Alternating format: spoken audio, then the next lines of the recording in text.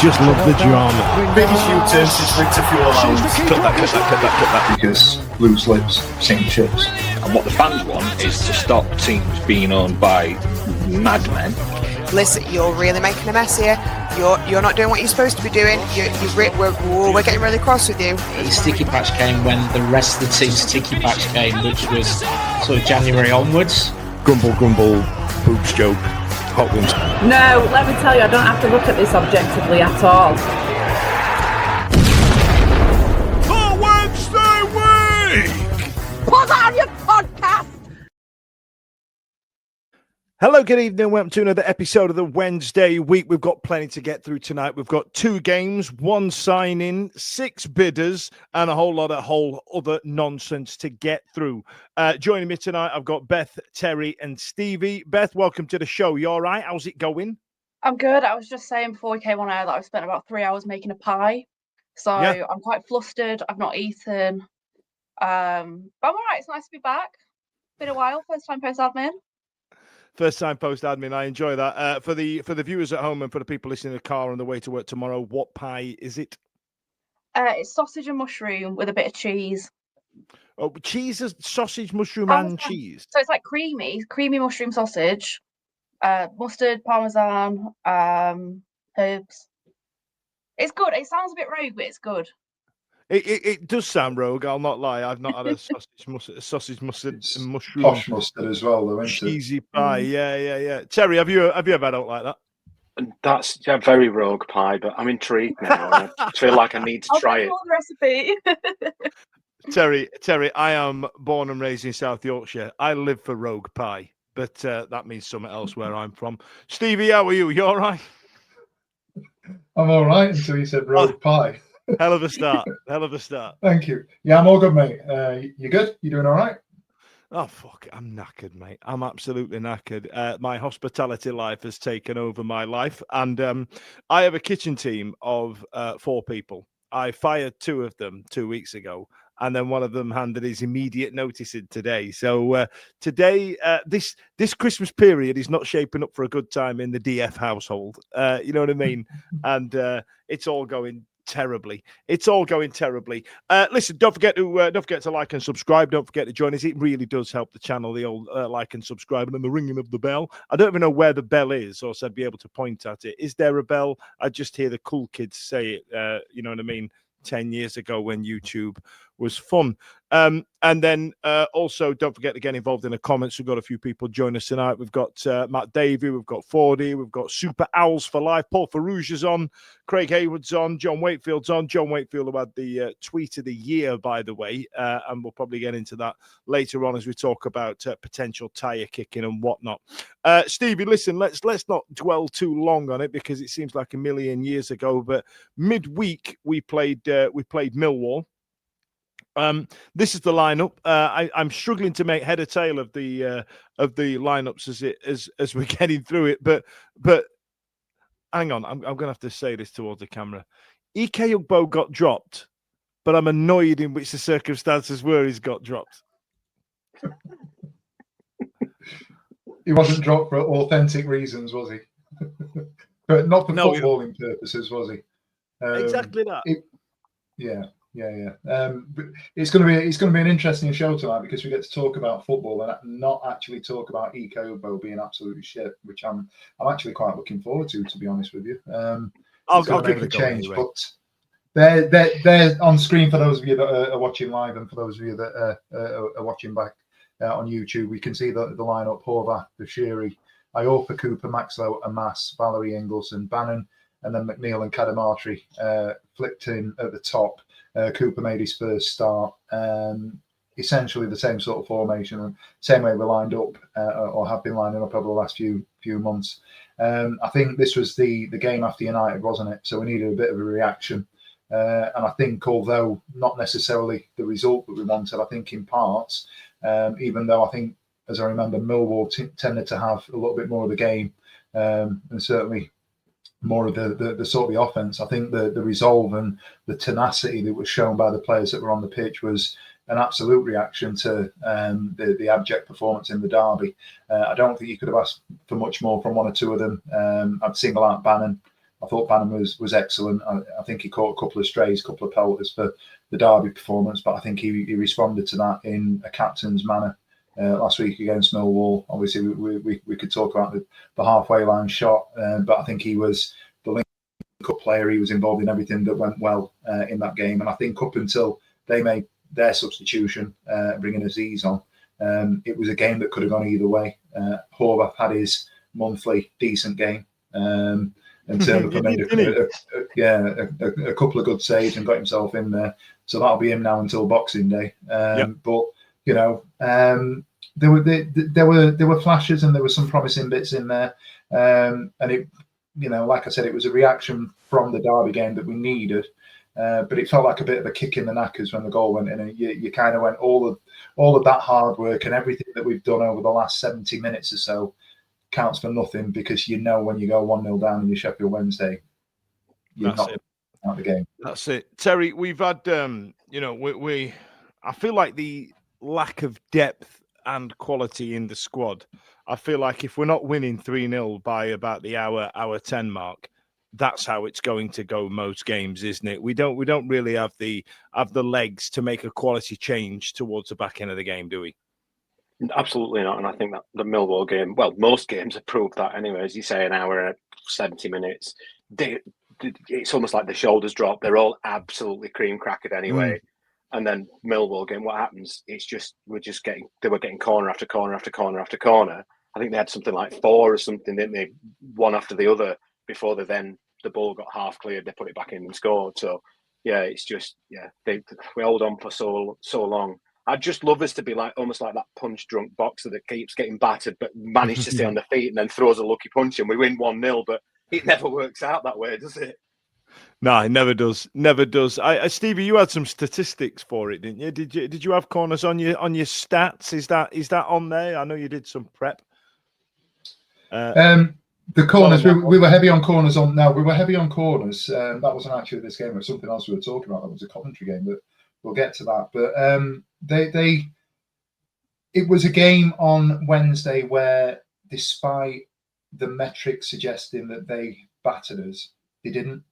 You know, the eye test versus stats test are two different things.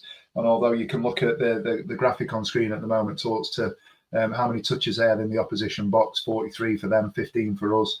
The possession was negligible in terms of them just edging it, 54%, just under to our 46.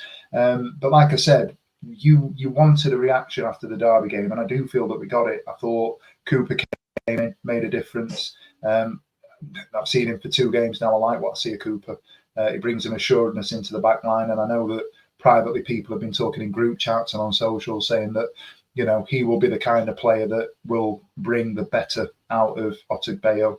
Will make a player out of Iorfa again, because Iorfa's lost without an old head next to him or an experienced head next to him. So having him at the back line, you know, it really did help. And I know we made light of it a couple of minutes ago, but Horvath turning up and putting in a performance does make a difference, because I think that sends itself forward into the back line, then into the midfield. And, you know, we kind of doubled down a little bit, didn't we? And sort of dug in and did everything that we possibly could to try and see if we could keep it at 0-0 and hit them on the break. But like Terry said, you get to 70 minutes, and because the squad is so threadbare, you're on your arse, and, you know, where do you go next?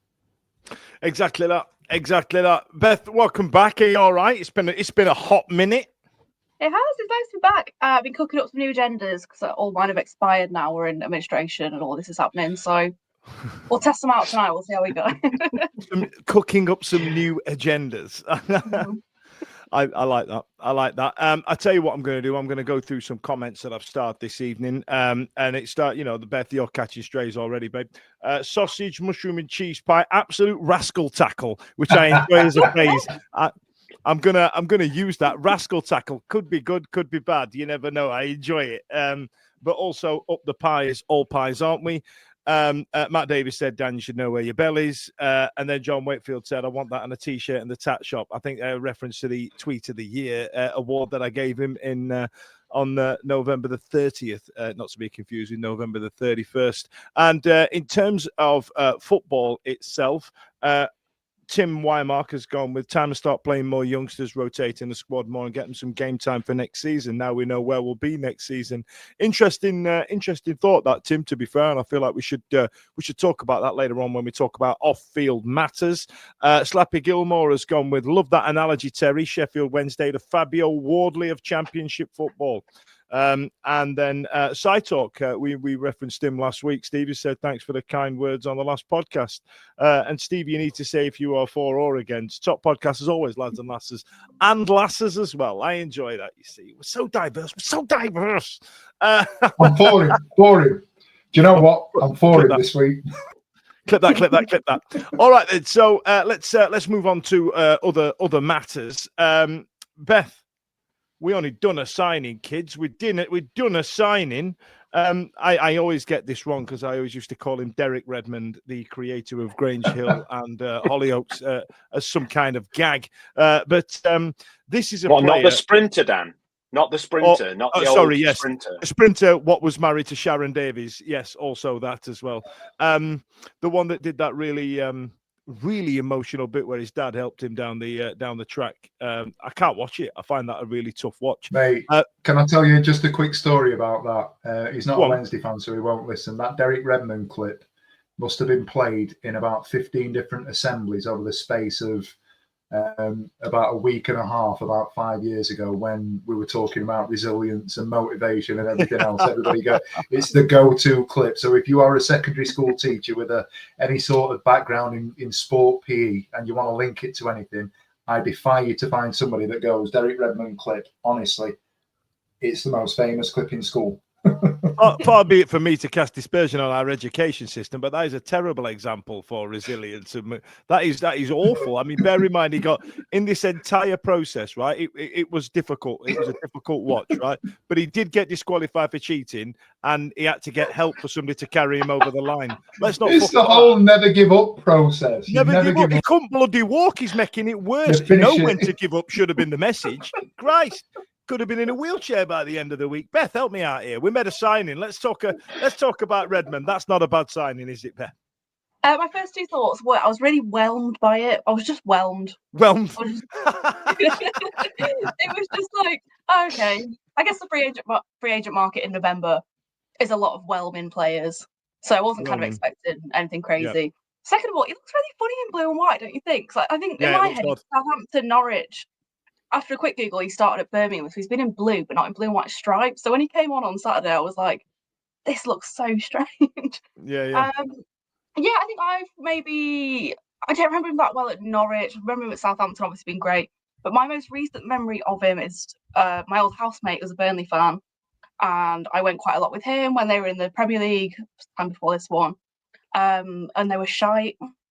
They came down on a good company when they do all that stylistic stuff, and they just like pop Redmond on for 5 minutes at the end to run around a bit because they had him, but he was just kind of like there for vibes, there for these 5 minute spells. So I was kind of like, that's exactly the kind of player we're getting in the November free agent market. Whelmed. Whelmed. Great way of putting it. I'm now getting reminded of various people called Redmond. I've got Phil Redmond, pal. That might be the guy from Hollyoaks in Grange Hill. That's Phil. That's who I'm thinking of. And then also whelming is the best way of putting it, Beth. I absolutely love that. Redmond and Cooper are exactly what we need for League One, from experienced spine to the youngsters. I agree. I think that's exactly what they mean, Beth, isn't it? That's kind of, regardless of their age, that's looking to the future. And the key, and Redmond specifically hasn't played football in about 18 months. He wasn't going to come on and set the world on fire, was he? But we did get to see a player in a blue and white shirt actually like run into the box and try and cause a bit of upstairs. So that's pretty good. We'll see how that goes. Adam Oliver has gone with Redmond sounds like cigarettes. I'll have 4 cans and 20 Redmond, please. And I've been called that. John Wakefield's gone, we'll be talking about historic tweets by those in the know. I obviously mean Fudge talking about Redmond. I had to delete some tweets, kids. I for those of you that know, I've spent a lot of time in Southampton. I lived there on and off for about 18 years. And I knew of Redmond quite a lot, and I slag him off so hard around the period when he was playing for Dem Saints. So it's deleted some tweets. Let's move on. Right, next game, Terry. We got into Preston North End. What were your thought process going into this game? Do you feel like we could cause an upset, or were you expecting a tonking? I weren't expecting a tonking, but I didn't think we'd get anything. Couple of reasons. They're obviously doing half decent, or they were prior to the game anyway. Not, added to the fact that our home form is, well, trash. There's no other words than trash. Everything that you could, stick in the dictionary that goes around trash. So I expected us to lose, to be honest. And it's not like me. I'm not normally negative, but I just couldn't see anything else, if I'm honest. Yeah, I feel like the Stevie, am I right in saying here, and I'm trying to be diplomatic about it, there was a monumental generational head loss after the derby, and that's me being diplomatic. That's me kind of winding it in, because I feel like all of a sudden Pedersen was called into question. Some of the players were called into question, and rightly so to some extent. I feel like we can talk about bits where we've underperformed as well. I feel like Pedersen left it too late to have subs. I feel like Bannon got marked out the game. I don't feel like a winner like Barry Bannon would phone one in terms of endeavour, but I feel like it wasn't there, and so we'd all had a right mug on. Right. Then away at Millwall, our second game in what would be 3 in 7 days, which is tough on a squad as threadbare as ours. I expected a kick in. We had a change up of formation. We finally dropped EK Ugbo, who's must have surrendered those pictures. Whoever's wife having an affair in an office somewhere must have given them up, and the negatives.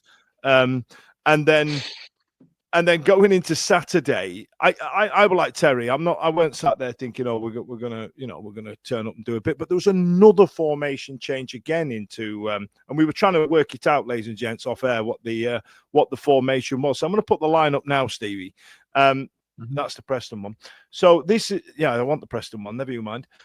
So Horvath, Fusiri, Palmer, Otabeo, Amas, Ingleson, Valerie, Bannon, Lowe, McNeill, Cadamartri. We kind of had this weird attacking midfield of Bannon, McNeill, and Jamal Lowe.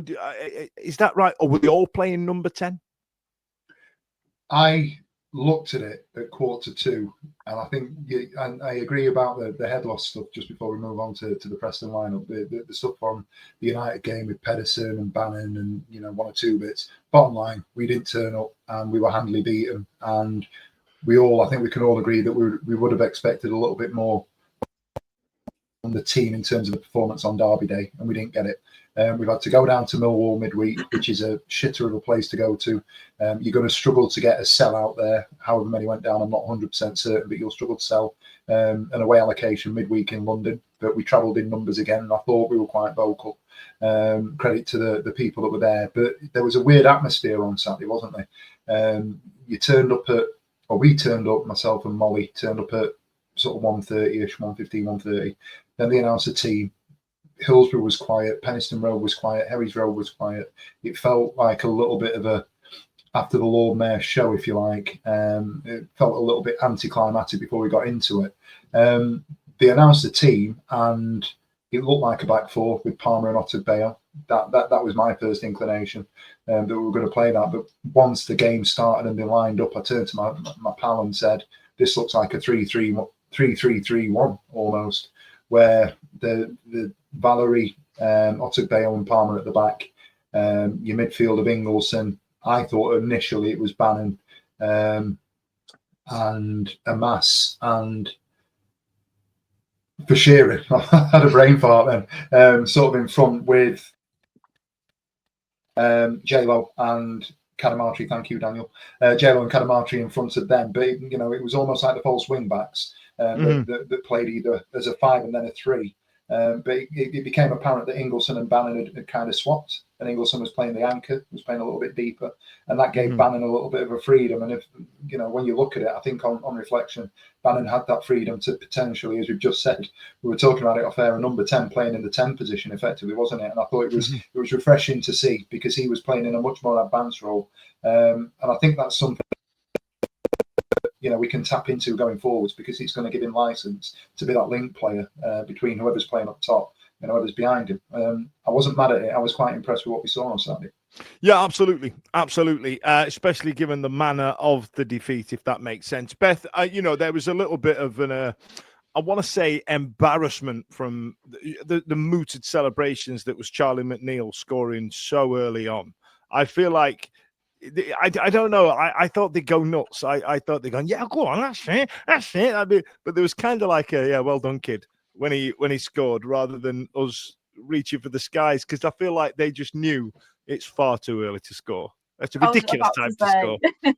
I was about to say it's like the definition of scoring too early. Like, yeah. I had no hope when it went in. With 2 hours a bit like, but yeah, it was a long old slog. And I think even at 2-1, even when we got given the penalty, you think about how these players are running for 70 minutes, and we just can't do very much at all for the last kind of 15, 20. You worry even if we were kind of 2-1, 3-2 up, these kind of scenarios. I don't think we're seeing any of that out. So it's almost like just like enjoy it in the moment, enjoy it while you can. Don't think beyond the next. Yeah, just enjoy it. It's nice. We've scored at home, lads. Maybe the players need a bit of that as well. Like this is a long, grueling, horrible season. We're not going to get much joy. So if you're going to score a goal, even if we're 5-1 down, have a good time, lads. In it. I tell you what, Terry, I saw you at the derby when we're on your front row terrible seats. Didn't look like you're having a good time in that rain, mate. But did you enjoy yourself after 3 minutes? I did, yeah. Like, it's funny, Beth. Like when Beth just said then about scoring after 3 minutes and enjoying it, and we did. Honestly, we like me and Holly, we did. We absolutely loved it because we'd scored a goal at home. It's just, I've got a young lad with me who's only started coming in the last 6-8 months ish, and he's proper got into it. And he's not seen a goal for God knows how long, or it feels like God knows how long. He went absolutely mental when that went in. Get him. He loved it, and so we all did. I think it was just nice because we've seen it. We mentioned obviously United game. I thought we started quite well in that first 10 minutes till they scored. We've seen it so many times before. We can kick off and that first 5-10 minutes look like we're having a bit of a go. We huff and puff, and then ultimately either goes to a damp squib, the other team will then score, or straight off the back of us having a decent attack, the other team scored, and then the game's done. So to have that first 5 minutes and have a proper go and then score in that first 5 minutes, which was a really good goal, by the way. It's a really good goal. That cut back from Hamas, and the finish is wonderful. I mean, you mentioned them all front row seats. They're perfect seats, Dan. I don't know what you're talking about. But we were straight behind it. We were literally straight behind it. And as soon as it left his foot, and he just passed it into the goal. It's a really, really good goal. So, it was just nice to have something to be happy about. Yeah, it really was. And it's nice to have, people are happy about seeing you back, Terry, as well. We've got Neon Brown been on saying, nice seeing Terry back on the pod. I'm a bit late joining, hasn't his phone rung yet. It's waiting. I tell you what, let's normality was resumed, Stevie, but in the meantime, let's get some of this.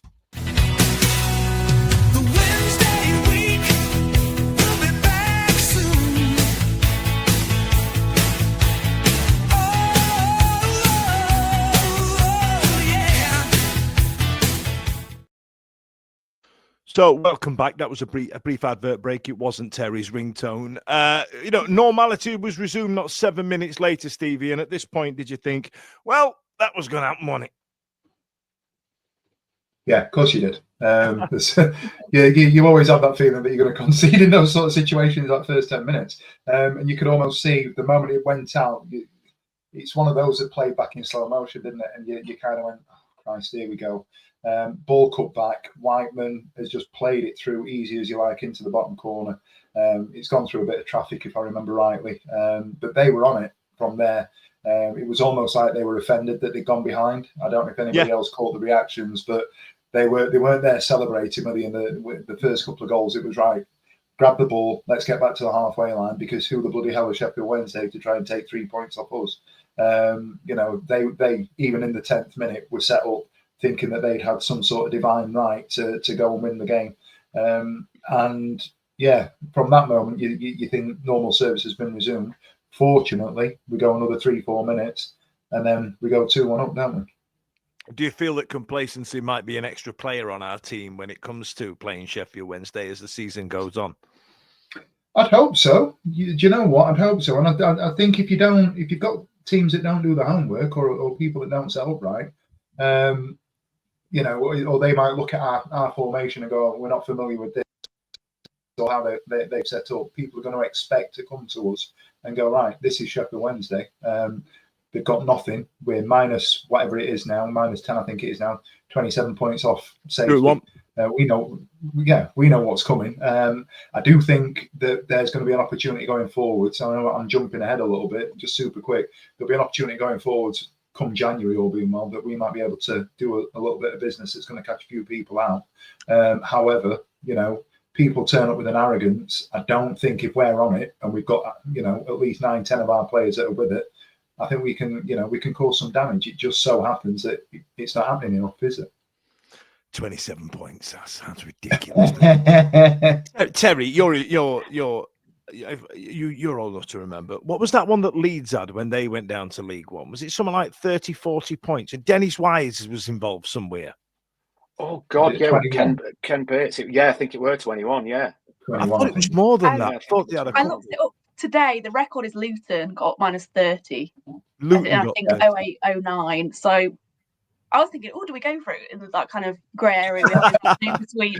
We can win. The deduction and the EFL statement, but now it's like, all right, fine. Yeah. I feel like that's definitely put the nail in what was already a big deep coffin.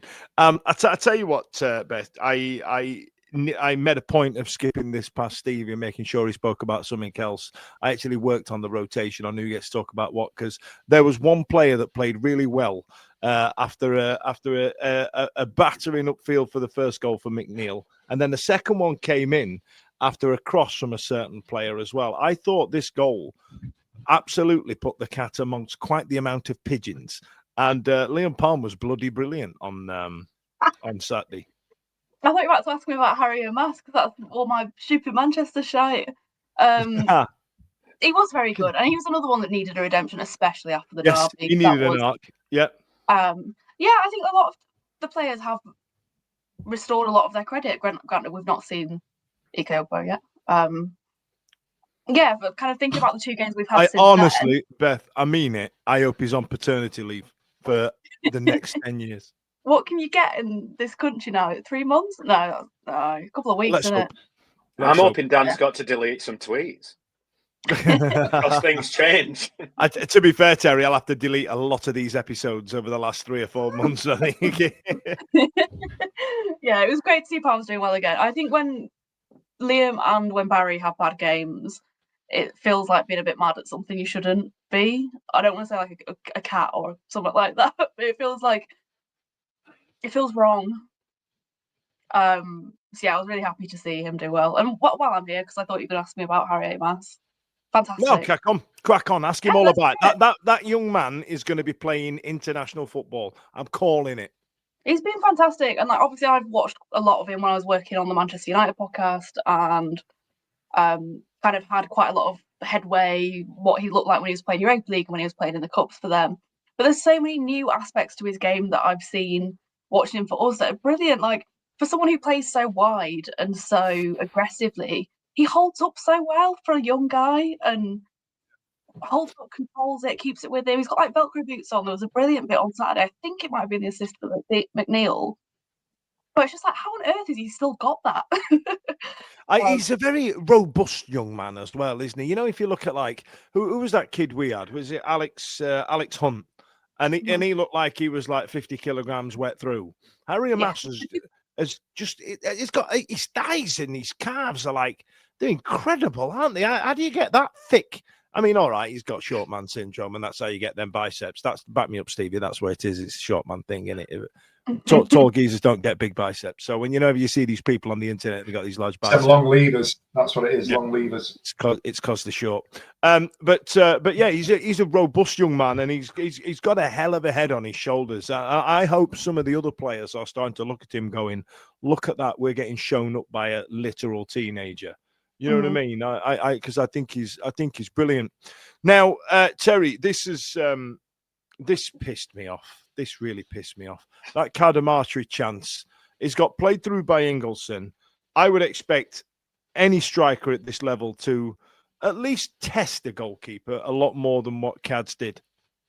I can't disagree with you, Dan. And the thing is, I'm sort of, again, I don't want to lose patience with players. Like we've already said it, they're under the cosh so much. But yet there's still obviously an expectation. We still want to win as much as we realise what situation it is. But that's his bread and butter. And when you look at what he's done, I mean, primarily more youth team for us, really. But when he was at Lincoln as well, he was putting them away. And yes, the keeper has to make a save. It's not a tight angle. It's not awkward. He's not being close. Yes, he's got defenders after him, but he's ahead of the defenders. You've got to be putting them in. And I do like him, and I don't want to be overly negative. But I don't know. There's just something. He tries so hard. He has defenders scared of him because he's powerful. He's a big lad. He's not too slow either. There's quite a lot about him to like. But at the minute, it's just almost like he's lost that nous in front of goal. It just it doesn't feel like it's natural. You know what I mean? It's like it's almost, I don't know whether it's confidence or whatever, because he's not scored for what feels like forever.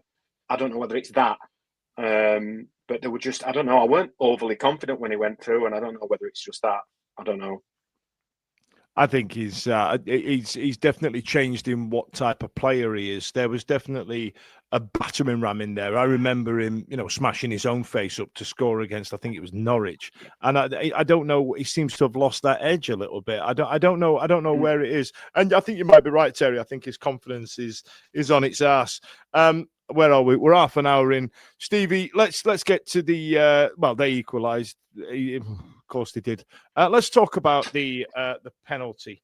The penalty decisions are an odd one for me, because it got handled, and McNeill steps up and takes the penalty. I'm not going to talk about what the technique of the penalty was.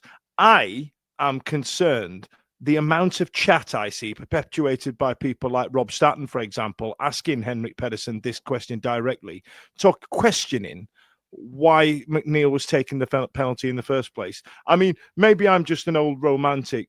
Beth, you're the youngest one here. I'm looking at you, but us old men, us old fellas, us old people, we've known for years that it is a gentleman's agreement that if you're on a hattie, you take the penner, right? Beth, is that still a thing that they do in modern day football? Yeah, I reckon. I'm a football romantic. I like that. Go for it. I like that. Go for it, Jess. All right, let me just check you before I go back to Stevie. What position does number 4 play? Fuck me. I'd say centre half. Nah, you say utter woke nonsense. Modern football fans. I'm joking with you, Beth. No, but normally it goes 5-6 at centre half and 4 is your defensive midfielder. That's what it is in old money. I'm not mad at that. Yeah, that's a 6 for me. I've been Pep Guardiola'd. You've been Guardiola. It's all that time in Manchester you've been spending. Stevie, talk to me about it. Like, why are we discussing that McNeill's taking this penalty? Because he missed it.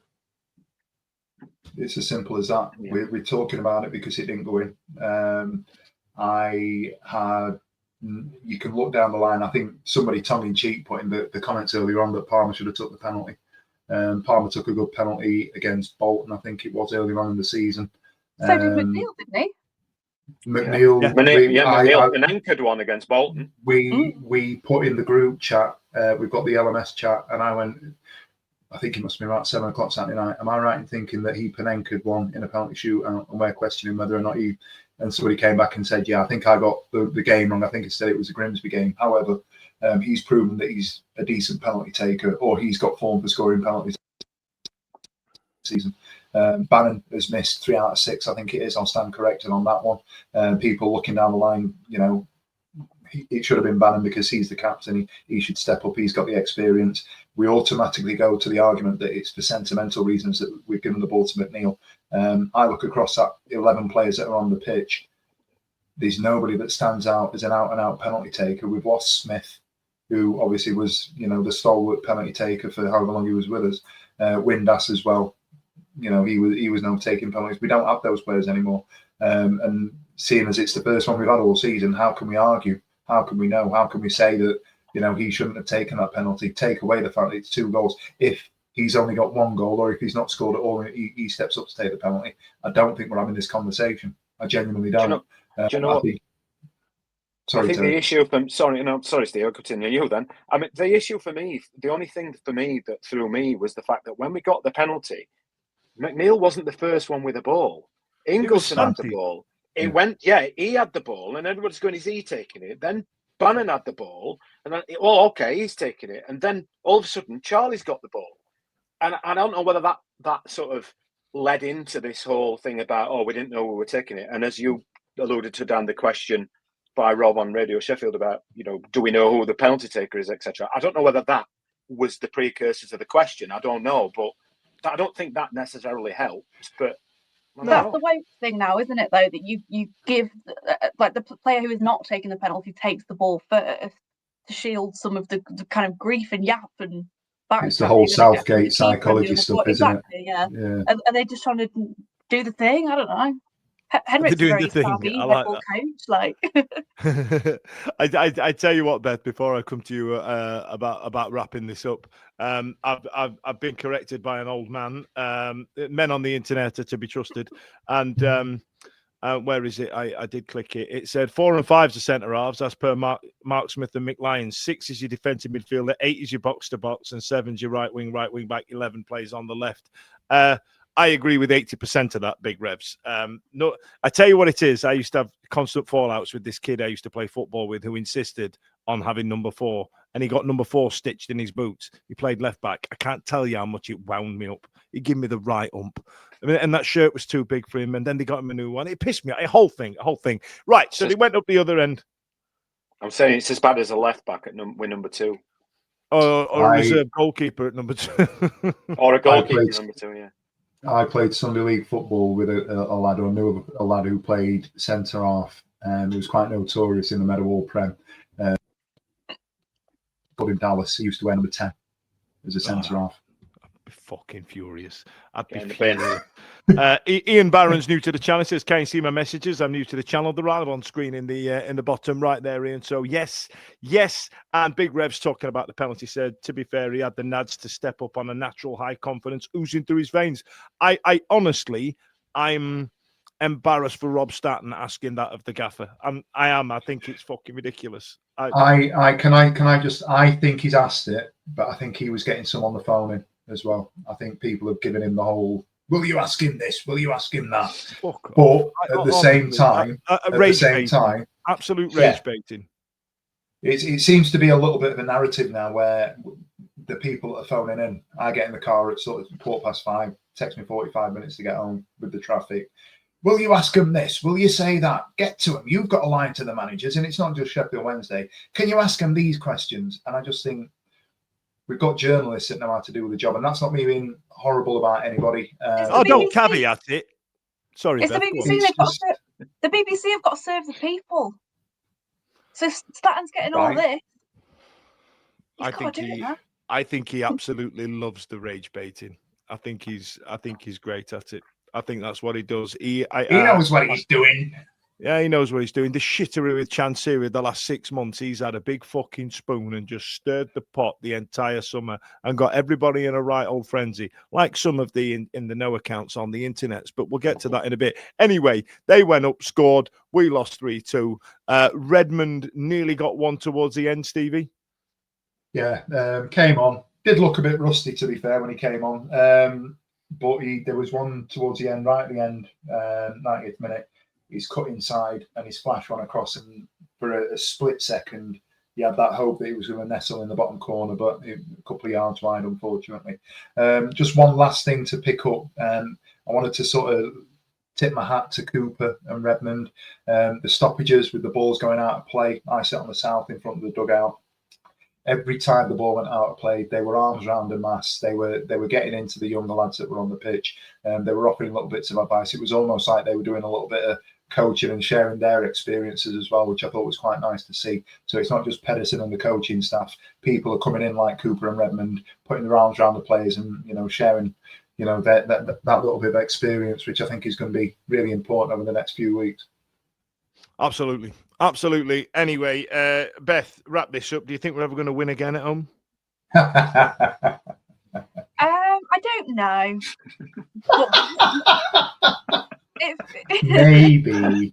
it feels a bit bleak, but like what me and Terry were saying, I think it's going to be a long, old, horrible season. But when we do something good, let's go down kicking and screaming and having a right laugh. Like, absolutely. I love that. I love that, Beth. Let's just go down swinging. Let's go down swinging.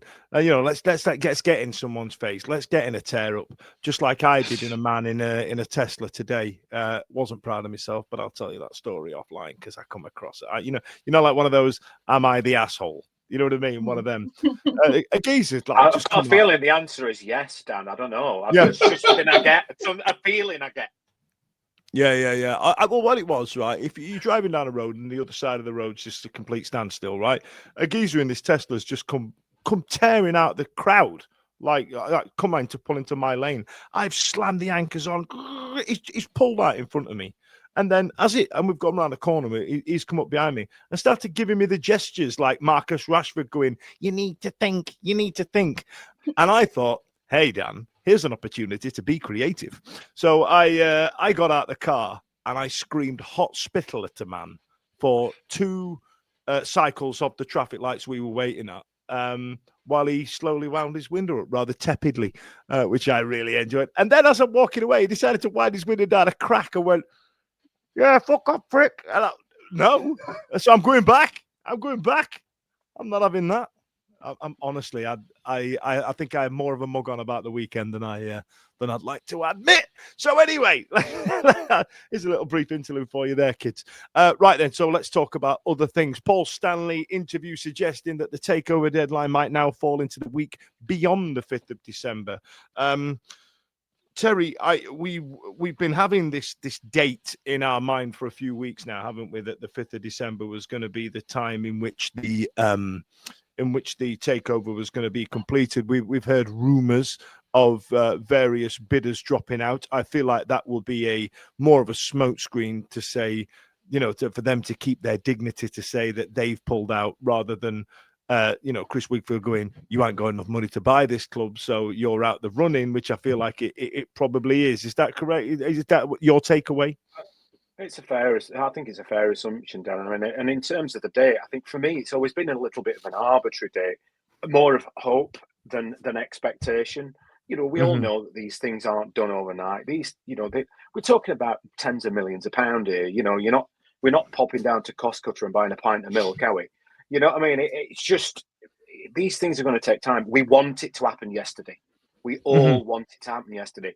And I think the one thing that Chris and Paul and the administrators have done really well, and it's just they've communicated really effectively with us, and I think that was just one of those things where maybe they gave us a date that they're hopeful for. I think it maybe was realistic to get to the point where they could sort out the wheat from the chaff by the 5th, but there was always a likelihood it was going to move. Because at the end of the day, if it didn't give some sort of date or some sort of indication, what's going to happen? You know exactly what's going to happen. They're just going to get, "Oh, when's it happening? When's it happening? When's it happening? When's it happening?" That's all that would have happened. Yeah, you're right. I think John Wakefield summed it up in one of the best comments of the night. He's doing well, John, this week with his measuredness. John Wakefield's gone with the only mistake that admins have made so far is mentioning dates without caveats, which I feel, it's a fair point. It's not the biggest mistake I've ever come across. It's not, but don't you think it's a little bit? I don't know. Sad's probably the wrong word, but like again, if you have a little bit of realism to it, as I said, I don't know how people could expect it to be held to that day. Terry, you've seen people on the internet. You've been on the Twitterings. You've seen it. Yes, I know. But you know what I mean, though. It's just one of those things. As I say, it's not going to happen overnight. Sometimes you just think, take a breath, mate. Whoever you are, take a breath. Have a minute. Okay, so I tell you what, that would be a great segue into tonight's hot topic. Interesting topic tonight, ladies and gents. I see a lot online in reference to the ex-Newcastle manager, Mike Ashley, and a lot of people seem to be either mega for it or mega against it. And I wanted to know what you guys thought about it. Why are people so dead against Mike Ashley? And what do you feel he would bring negatively? What do you think he would bring positively? Stevie, I'll come to you first, and I'll go around the room about it. What names have we had that are preferred bidders, and what are your feelings on Ashley specifically? It's a difficult one with Mike Ashley because he comes with a bit of a reputation for not being well liked by previous clubs, or a certain previous club that he's been sort of linked with, obviously talking about Newcastle. I personally feel that Newcastle aren't Sheffield Wednesday. We're two different clubs in two different positions with two different objectives at the end of the day. And I think that's a huge thing. People will talk about the lack of investment that he put into the club. People will talk about the lack of ambition that he had and the things that they wanted that he couldn't provide at this moment in time. And we had a long conversation with this in the LMS chat on Thursday. And bless his heart, Lee Pearson was staunchly against. And I think what was lost in the conversation was that there's no absolute dog in the fight for Mike Ashley. However, dare I say it, would he actually be the worst thing? Because what do we want? We want, an owner that is going to be transparent. We want an owner that's going to be business minded, that's going to put systems and processes in place that are going to get us operating in a sound manner off the pitch. So you tick all the boxes, or you write out a criteria. I do think to an extent Ashley does tick a lot of those boxes. I'm not saying he'd be my first choice. Absolutely not. Where you hear the names that are being rumoured and the people that are talking about them wanting to be associated, or people that we want to be associated with the process, I don't think Ashley is anybody's number one. But if those sort of high-ranked, more wealthy propositions start to fall away, and it does come to pass that we're talking about Ashley, is it actually the worst thing? Do you know what? I don't think it is the worst thing. But I feel like, Beth, I feel like we need somebody with immensely deep pockets, given how much needs to happen at Hillsborough, how much does need to change. And we spoke before a number of times about the in just putting your hand in your pocket for new players. We're talking stadium, we're talking infrastructure, we're talking proper ladies team, we're talking development processes, scouting, coaching networks, director of football, better point of sales, things like that. So but I think Ashley would have that in abundance. Imagine all the Sheffield United fans putting Newcastle shirts over the top of Sheffield Wednesday shirts in airports, things like that. We would definitely get commercial clout from it, right? Yeah, I think I've thought a lot about Ashley, but I don't think I've figured out in my head if I actually want it or not. So maybe let's work it out on air. I feel like Ashley, obviously, he wants us to be the most profitable thing he can be for us. So he gets us, we go down to League One. He will get us promoted to the Premier League because that's where we can make him the most money. He'll optimise Hillsborough because that is how we can make him the most money. The merch shop will be amazing, so that's how we can make him the most money. The issue maybe becomes, this is where Newcastle went wrong with him, it's just that they just stagnated in the Premier League. Obviously, they went down that one season, smashed the Championship, came straight back up, and that was fun. It's when you get to that Prem point that you're like, oh. But think about this in terms of Newcastle. What were they bored? Their staff always got paid. They got a few fun signings every so often. I think it was the lack of direction. And what have we just had for 8 years? Maybe like the first 2 years of Chancery, we perhaps had some direction, arguably, but we've had nothing. Like, I think we'd just be so happy to be in the Prem. I don't want Ashley. I don't think it's the kind of the football romantic view of it to come back to that idea. We want maybe. He's not the sexiest, is he? Exactly. We want the richest man in the world who gets completely obsessed with us and just wants to spend all of his money benevolently on Sheffield Wednesday. And he does this, a beautiful stadium and all of this, and stays with us forever. Like, everyone wants to kind of like the borough manager, local businessman, runs you really sadly, maybe doesn't spend loads of money, but that's your kind of football romantic view of it. Gibson's this all said, I think coming back from the football Supporters Europe Congress in Malmo in June, there was some really kind of compelling evidence there about multi-club ownership, and I came away from the conference there thinking I'd be so upset if Sheffield Wednesday was part of one of these multi-club models, be it if we were the big fish or the small fish. I think that's terrible. And we obviously see, I know Texter's kind of out with the running now, but I worry about our position in one of those food chains as well. And Ashley isn't that, obviously. So I think all my ownership views are still quite muddled at the moment. They're all going a bit case by case. But I don't think Ashley's the worst thing in the world. I think he'll get us up. We could probably have a few really good seasons under him. And then maybe we reassess when we're at the Prem and we're bored after 2 banging promotions of the stadium. And yeah. listen to that, Terry. Listen to that. You would absolutely snap your hand off for being bored in the mid-table of the Premier League, wouldn't you? Oh, God. Yeah, well, that sounds terrible. Yeah, it sounds awful. I don't know how people manage being bored in the middle of the Premier League. But I mean, in terms of Ashley, though, I don't know. Like, I don't know. For me, it's just like I can't. Again, I'm a bit like Beth. I can't make my mind up. He's as much as he's maligned for what happened at Newcastle. Ultimately, he sold them on to them to become what they are now.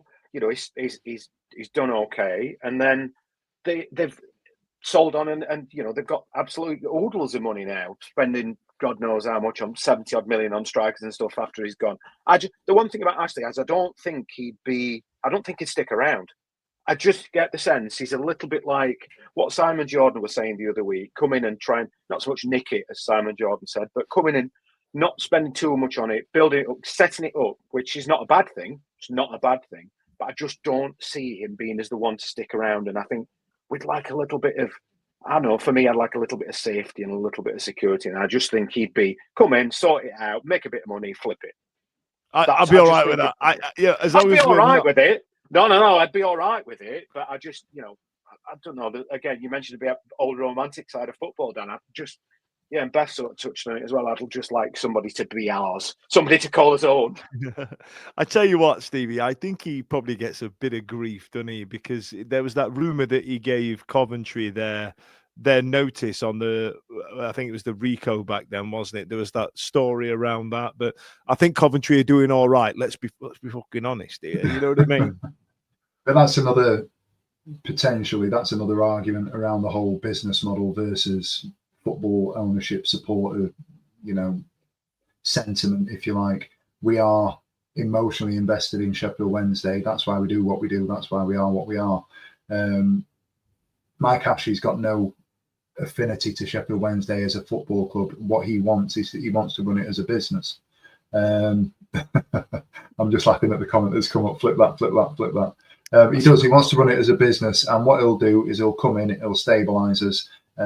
He might not spend the most money. He might not do what we want and expect in terms of leveling the stadium or moving us somewhere else. He'll come in and he'll do what needs to be done to turn a profit. And I agree with what's been said previously. It may very well be that he's only here for 3-4 years, and if he can get a return from the money that he's invested by getting us to a point, I think that's where we're going to end up. And if he does become the next sort of owner, I don't think he's the guy that we're going to see in 15 years' time when we're telling I'm telling my grandkids about that, you know, that point where Sheffield Wednesday was saved by this wonderful man. It's not going to be the chairman that's in that situation, unfortunately. But it is what it is. And I wouldn't begrudge it, like everybody's saying at the moment. I do think that there is better out there. I do think it's not the most romantic of propositions. I know that Beth's got another sort of viewpoint on where she might want to go with things. She's had another thought on Ashley. Yeah, I like to zoom out and think kind of thematically and kind of try and understand why people are going crazy about things. I think all these names we've had linked, kind of Howsam, who the fuck else, Texas may be a little bit of an outlier to this, as is Ashley, but so many of these names that are linked haven't owned football clubs before. Like Ashley's and Texter are the only ones that we have the context for, who we can kind of dissect and look at and be like, great point. Oh, they've actually got a track record. So of course, in this vacuum of kind of news and vacuum of information, especially because billionaires are pretty private people that we don't know much about, I've had to try and research some of them for work, and it's like I can't find shit all about this guy. Like, of course we're going to dissect Ashley. Of course this is going to be the topic of conversation, but what we also know about Ashley is that he's a fucking cheapskate. Like, I think there's been rumours that he's perhaps already out of the bidding process. I don't know where they've come from. My brain is a mess of tweets and news articles and all these things. I honestly, I don't know what to believe anymore. I'm just gonna start sexting Alex Miller. But also, we might not even get there if we don't want to put the money down in the first place. Like, I think that point there, though, I think that's come from the notion that he's lowballed last week, hasn't he? And there are people saying that you need to go in at this number, and they'd seen the proof of funds at 50, and then somebody somewhere had said something about 30, and then it gets leaked. Despite all these NDAs, it gets leaked that Ashley's only putting in 20. It doesn't matter if somebody comes in. Let's take Mike Ashley's name out of it. Does it matter if they come in at 20 in the first instance? That doesn't. It's not an indicator as to how much money they've got to spend. It's an indicator as to I want this club for as little amount of money to spend as possible for whatever reason, because I'm not willing to spend too much on it, or because if I get it on the cheap, I can actually put more money into the infrastructure going forwards. There's lots of things that we need to think about rather than just going, well, he said 50 million, but now he's only offering 20, so he's a right cheapskate, so we don't want him. When we spoke to Chris Wigfield, he said that 50 million was an arbitrary figure. It was a figure to go, can you afford to be part of this bidding process? And then let's not fuck about. When if you're in a bidding process, no one's getting anything on the cheap now because people are outbidding you now. Things are building up and building up. I think Simon Jordan said it perfectly last week where he said, Mike Ashley has put £5 on the table and said, here's a £5. Call me if you want to take it or not. You know what I mean? I think it's kind of like a half-assed. He'll flip it, he'll turn it. Will be a sustainable business model and all the rest of it. But I don't feel like he's interested in getting in a bidding war with these billionaires that we've been linked with. And if anything, I'm actually just interested to see where we're going to go. And I really wanted to pull apart that Mike Ashley dislike that people have gone for. Some of you guys have got involved in the comments. Talk's gone with Mike Ashley. We could have done with 3 years ago. Now it's like picking between Susan Boyle and Megan Fox. John Wakefield said, take Ashley's name away from the British billionaire who has owned an EPL club and sold to very wealthy owners and has an entire portfolio of rescue businesses.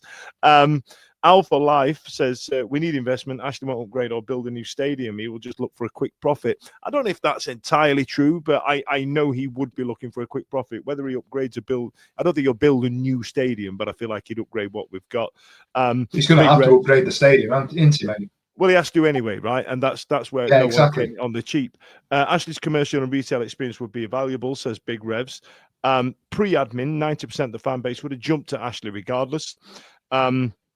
Jay Blog says, I think Ashley, it would be a structure on a budget, so we wouldn't get the improvement in the academy training ground, etc. I kind of agree with that. I don't think if it's not a long-term project for somebody like Mike Ashley, I feel like the academy and training ground wouldn't really get looked at. Disagreeing with Beth, who've got, I support a multi-club ownership model. Talent development and movement becomes massively more efficient. I guess that's reply? Of course. I think it's quite complex. I think on the surface you can see exactly why multi-club ownership is good. Like obviously this kind of freedom of movement and the kind of the financial security you get from being part of a bigger kind of movement and a bigger ecosystem are appealing in our position when we have very few players and we're in administration. I think I went to the Congress in Malmo and there was a panel talk that afternoon by one of the guys who runs the news site Josimar, as well as one guy from Strasbourg who are under the umbrella of Chelsea, and then Brondby. There isn't a English club kind of within the Brondby model, but they've got lots of little clubs across Europe that can't remember who the big one is in that chain, I'm afraid. But if you think about the food chain of the multi-club, I think Man City is always the easiest one to think of because they're huge and they have kind of Girona, and they've got Troyes, and they've got Melbourne, and they've got the New York team. All of those teams that were individual sporting institutions in their own right have been massively kind of compromised because of their attachment to Man City. So if you think of Troyes, who we obviously got Ugbo from, I think they've had 2 relegations. They were a Liga and League 2, Ligue 2 team. And they've suffered massively competitively. That kind of competitive integrity of a team is like massively compromised. It won't necessarily be a thing here with the regulator coming in. She won't be able to change colours, but we could potentially buy a smaller Belgian team or a smaller South American team, and they'd have to change their name and change their colours, and they would lose all the identity, like the things that we hold so closely to Sheffield Wednesday. I think when it's really easy to think of yourself as the top of the chain, but I think you just have to think about if the shoe was on the other foot with multi-club ownership, and obviously if we're the multi-club ownership little dog and we're getting sent loads of EK Ugbos, that's not very fun, is it? Yeah, who was the what's up dog? Who was the top dog in Udinese and Watford when they were just flipping players between each other for about 5 years? I did, while you were speaking there, Beth. Thank you, by the way. That was very concise. There's more, but that's the headlines. I like the headlines. I'm a man in my 40s on Twitter. I don't have time for any of the story. I just read the headlines and kick off about it. That is the if we rules. get a multi-club ownership guy, let me come on and do a PowerPoint. I did look into the Bromby setup, and you've got Estoril Alcorcon, Beveren, and the Challenger Pro League, which is the Belgian. Is that the top division? I think, and they got Augsburg in the Bundesliga, Den Haag in the Eerste Divisie in Holland, and then they've got IFK Bromby across there. So there are a couple of top league teams in there. Presumably the Bundesliga team would be the jewel in that. But surely if we got promoted into the championship, from the championship into the Premier League, I feel that we would be. I think an English team is pretty much automatically like the big club. Yeah, we'd be the jewel of the pyramid, wouldn't we? Surely? Exactly. But I think you have to think about if we were, say, France was the dominant league and we were made to dress like PSG, live like PSG, change the badge to PSG. Like, I wouldn't be very happy about that because my family supported Wednesday for over 100 years, and that's not very cool. The Strasbourg guy made a really nice kind of compelling argument for it. Obviously, they're under Chelsea. There are only 2 clubs in that model at the moment, I think. And he was the head of their ultras, so he's a very gruff, kind of nasty guy. But he was getting really emotional, talking about how Chelsea is stripping the identity out of his club, and you try and kind of organise activities such as supporters trust isn't as good in Europe. As the kind of head of the ultras is the best thing they've got as opposed to a trust. So they've tried to kind of speak to Chelsea, and it's just a complete brick wall to be like, why are you kind of nicking all our players and eroding our identity and all this. But anyway, there's the end of my rant about multi-club ownership. Well, I tell you what, Beth, Matt's gone in with you do the cons and I'll do the pros in a PowerPoint. Looks like we're going to have a death by PowerPoint episode, ladies and gents. Yes, it's a deal. Let's do it. let's do it. Let's do it. Okay, so let's get into some more up-to-date news. Thank you so much for getting involved. And Beth, that was excellent. Thank you very much. And I hope I didn't interrupt you. I hope I didn't interrupt you too much because I get called out on the internet a lot more when I interrupt you specifically. Apparently, that's when I just get abuse on the interwebs. Now, before I move on to more modern news, as in the breaking news that happened today, Platform 229 has gone with big news today regarding next season. No additional point deduction. Also, Sai was finally exposed. I didn't really keep an eye on what happened with Simon on 1867 News. However, I very rarely like to be controversial. You know me. And from a personal perspective, I question a lot of things. I question a lot of topics that get brought up online and on a regular basis. And I don't always sit in a camp. I don't feel like you have to be in a camp on every topic. You can say this was good, but that was also shit. You're allowed to do that.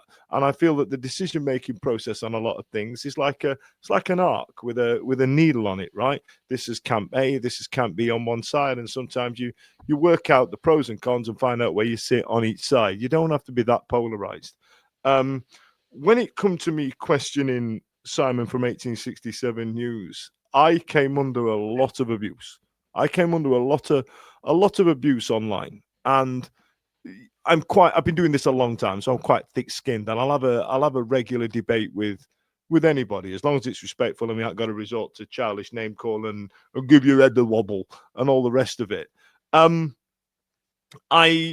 don't like a Twitter pylon. Don't get me wrong, but I'm glad that people are starting to question it and to find out what everybody's role is in this process. And I'm not trying specifically to fart around the poo, but I'm glad that fans are starting to question what they're reading online. And what I'm going to say is that I think Simon, what he did when he first came out on, I think it was the Wednesday Till I Die podcast, he came out and then he spoke a couple of times at the Trust events. What he was doing was essentially, and I don't think this was a contrived point, what he was essentially doing was telling people what they wanted to hear inadvertently, right? So, you know, I'm involved in this takeover. I've been speaking to this guy. These people are going to move forward. And I think he genuinely believed that. Don't get me wrong. Over the last 4 months, a lot of people have questioned his integrity. A lot of people have questioned his contacts that he's got, and they've held him to account for the things he said. Am I happy that people are being forensically investigated? Yeah, and I don't think that stops at Simon at 1867 News. Don't get me wrong. I think we should do that with our prospective owners, and people can do it with me. You know what I mean? I've always tried to maintain a strong moral compass when it comes to doing something like this, even if I do get abuse for the wrong end of it. But I just wanted to say, listen, let's slow down on the Twitter pylon. Let's not turn it into an absolute, you know, shit chucking fest.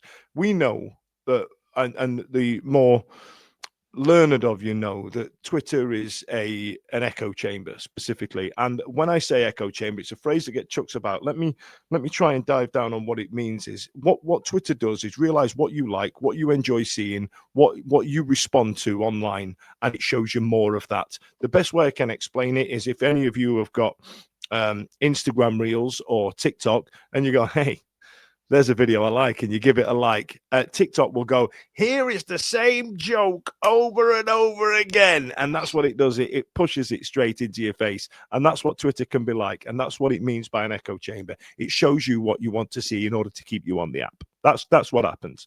So when it comes to arguing with people online and stuff like, let's have a minute. Let's just have a minute.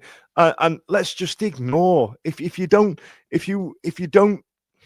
want to get involved in the tear up, just ignore it. For the love of Christ on toast, it's already fractured online. Let's have a minute. And you know, for someone who's been on the back end of online abuse lots of years, and it's not because I've said something stupid and I probably deserved it. Beth gives me a load all the time, but she directly messages me, to be fair. It's just worth having a minute. Just have a stop and a think about it. But let's move on, because I'm getting all preachy. We've had today 6 points announced, that we're going to get a further 6 point deduction. Terry, can you please try and sum up why this is a good thing? The good thing is we've got it now. We Yes. don't want to start next season with points off. But yeah, it's a bit crazy. I mean, I said earlier off before we started that it just feel a little bit though like that we like that kung fu gif where the guy's just stood there and he keeps getting kicked in the balls constantly. And the EFL are doing the kicking and we're just stood there and getting kicked in the balls, but we're just standing there. It's like, yeah, keep going, because we're still here. We're not going anywhere. Do it all you want. But I'm just glad they're doing it now. Yes. You know, because let's be honest, we've got to, like you're saying about, you know, we've got to move on. We have to move on. And while this, for the longer it rumbled on, and it, you know, and obviously the statement saying they're not looking at putting any more points deductions in. Good, we can move forward. So then the admin is that gets done. The buyer comes in. They haven't got to worry about points being deducted anymore. That's in the past, and hopefully then everybody, you quite eloquently put about the pylon down. We can leave that behind. We can leave it behind because I think that's not helping right now either. There's division happening, as you mentioned, and people are sniping at each other. No. Let's leave all the lot behind. Leave the shitty points deduction behind. Leave the shitty reign of the last chairman behind, and just move forward. Yeah. We are mentally prepared for this being a long, shitty season. And Stevie, it's difficult when you're there in the moment to. You know, you see Bailey Cadamartri go tearing down the middle and then ballooning it straight at the goalkeeper. It's difficult not to go, oh, God, this team's shit, and just get really angry about it. You know what I mean? But it takes a bigger man to count to 10 and go, it's not their fault, it's not their fault, it's not their fault, right? Yeah, absolutely. That we've spent 5 months maybe near on now talking about the situation that we find ourselves in. I know that me and you privately will have a chat. Ash, when he's in and about it, we'll talk about stuff, and we kind of, how do you put together a podcast and keep it going when we know what we are, we know where we're going, we know what the situation is, but we've still got to try and put across some sort of opinion and viewpoint and tread the line of not getting after the players that have decided to stay with us, or the players that we've promoted, or the players that we couldn't get rid of. It's really hard. It's so hard. It's at the end of the day, when you're a big gobby knobhead like I am, it's really hard.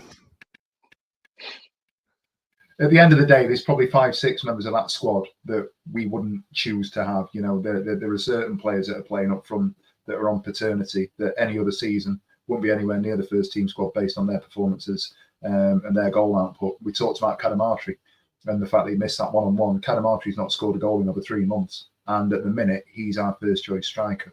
We're talking about Jamal Lowe, the other lad up top, who effectively played midfield on Saturday because he's not a striker. We know what we are. We know where we're going. We're playing a right back in the middle of the park. We're playing a central midfielder at right wing back.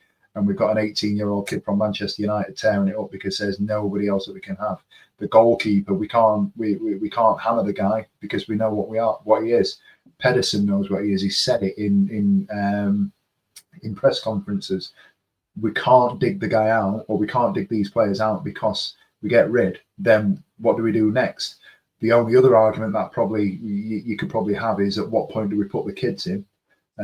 But then you look at where we are with Brown and Weaver, and I know that 1 or 2 of those, it's unfortunate situations, and we've got to manage them right. And I would argue that there's probably not a massive difference age-wise between some of those lads and Amas. However, we've got a duty of care with those players as well, haven't we? So at what point do we make those changes? I don't know. January. I think somebody. We've just got to get to January, mate. We've just got to get to January, and then see where we are. Speaking reference to that, Craig Haywood says the thing with today's news is it makes us a better sell and softens the relegation this season. I agree. It's kind of like it's getting the pissed off out of the way. Like, I'm already pissed off about re-relegating in May, but it's kind of softened it a little bit because I'll be like, yeah, whatever. I'm on holiday. I'm in Turkey getting more teeth put in. We've got this one, Beth. Bethany is correct. That's it. Stunning. That's all it is. That will be available on a T-shirt from our tat shop as of tomorrow. 3-year ban for DC is a joke. If the owner takes the club into admin, they should never be able to pass the EFL fit and proper test again. Tim, I truly agree with you, but I don't think, unless he's on absolute crack, Dapon Chansiri going anywhere near a football club again in his life. But you never know. It's football. These things could happen. J Blogs has gone with, I'm surprised it's only 6 points for everything, not even a suspended points. It's just bashed on, is what it is. They could have kept that. Like, for example, Leicester City have had this points deduction hovering over them for a couple of years, and they've been whitewashed and outfoxed and bamboozled. The EFL by the lawyers at Leicester, and it's still not really caught up with them. We've gone, smash it on us now, take it on, and I thank you. You know what I mean? Well, the thing is, Chris Wakefield mentioned it though, Dan, didn't he? He sort of alluded to it a couple of weeks back, but there's going to be more points coming. And I always, as soon as I heard that, I thought they're openly trying to get this done now, aren't they?